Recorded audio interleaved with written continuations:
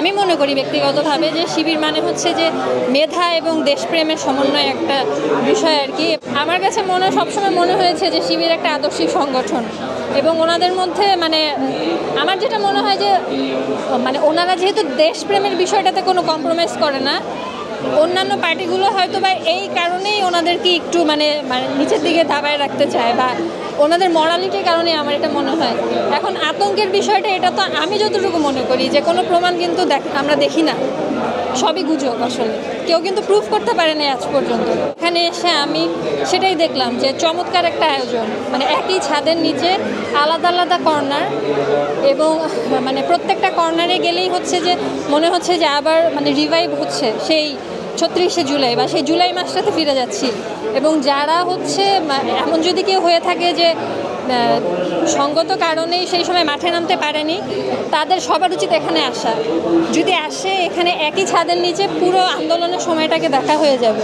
নতুনত্ব কিছু আমি মনে করি, কারণ মানে যখন আমি ছোট ছিলাম, একদম কিড ছিলাম, তখন হচ্ছে যে মানে আমার ফ্যামিলি থেকে ব্যাক টু ব্যাক 2 জন রেটিনা থেকে মেডিকেলে চান্স পায়। তো তখন থেকেই হচ্ছে এবং পরবর্তীতে ওনারা হচ্ছে মানে শিবিরের গুরুত্বপূর্ণ পদে ছিল।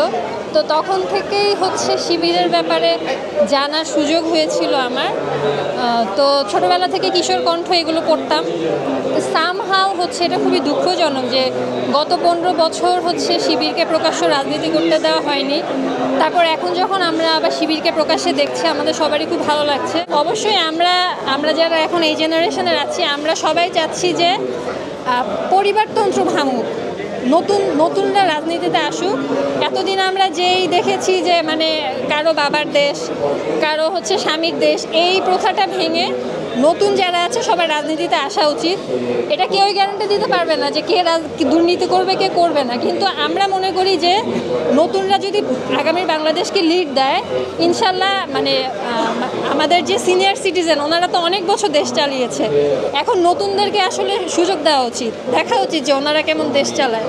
এবং কোনো পার্টিকুলার দলের কথা আমি বলবো না, আমি বলবো যে নতুন যারা আছে তারা যদি নতুনভাবে রাজনৈতিক দল ফর্ম করে আসতে পারে, আমরা যারা সাধারণ মানুষ আছি আমরা সবাই এটাকে স্বাগত করবো আসলে।